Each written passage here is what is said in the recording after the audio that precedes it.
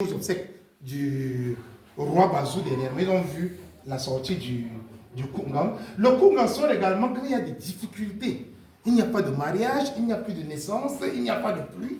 Ils sortent pour purifier le village. Ils dansent pour purifier le village. Et donc, ce n'est pas n'importe qui danse le Koungam. Pour danser le Koungam, il faut être initié. Et nous avons donc un des représentants, un masque, un djundju. Et le djundju n'est pas là pour faire le mal. C'est le blanc qui a trouvé que le noir, c'est noir, et eux, ils sont blancs. Le mauvais est noir. Non, le djundju était pour le bien-être de la société. Quand il y a un problème, une maladie incurable qui dérange la population, nous, on fait venir notre Koungam, on fait venir nos médiums, ils dansent, ils découvrent de quoi il est question et le problème est résolu. Il y a des interdits dans le Koungam parce que le Koungam est une danse qui est, elle est vue par la population, vous pouvez assister au Koungam sans problème. Mais quand les membres du Koungam dansent, vous n'avez pas le droit de traverser dans les rangs du Koungam si vous n'êtes pas initié. Malheur à vous. Vous n'avez pas le droit de fixer le tas Koungam dans les yeux. Le tas Koungam, dans le Koungam, vous voyez le masque, il y a les cornes. Et les cornes dépendent de la puissance dans le Koungam. Notre masque a 5 cornes. Vous n'avez donc pas le droit de fixer le tas Koungam qui danse sans cornes dans les yeux. Une femme enceinte n'a pas le droit de traverser ou d'assister même au Koungam.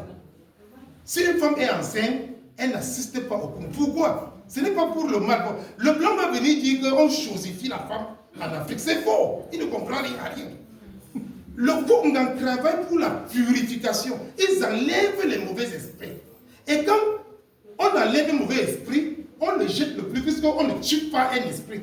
Il retire et il jette. Vous allez voir très souvent dans nos sociétés, quand tu vas chez le marabout, il te lave, on verse ton eau à un carrefour les éléments, on dit pas sans regarder derrière, tant pis à la première personne qui vient traverser. On ne tue pas les esprits, il peut enlever. Tant qu'il est comme enceinte, quand le Koungam enlève les esprits, ça peut rentrer dans le bébé que tu as dans le ventre qui est encore tout pur.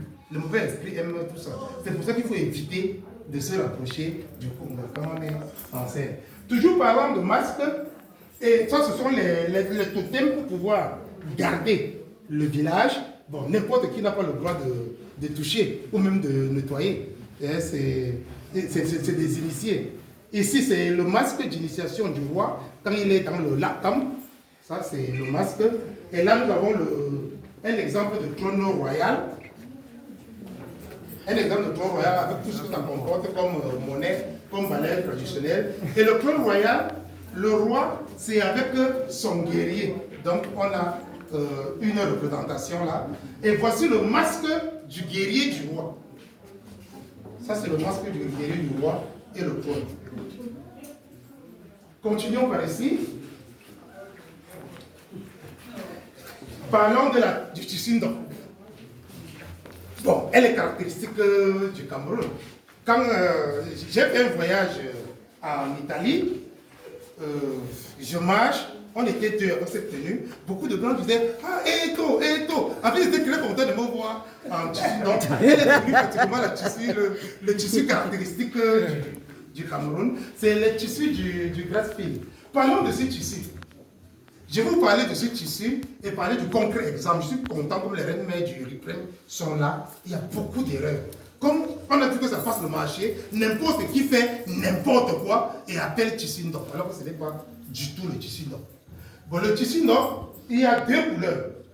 Le bleu indigo, on s'ouvre le bleu ciel.